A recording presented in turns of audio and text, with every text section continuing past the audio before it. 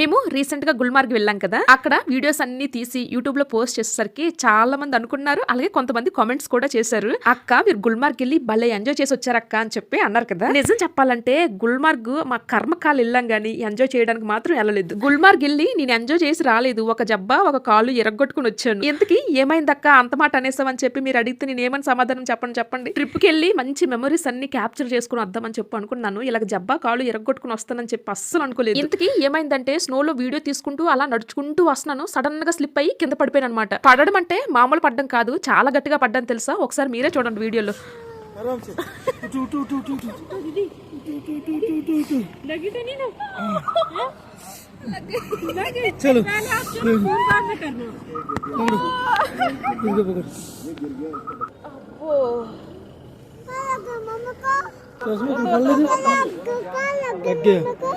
इधर लग गया।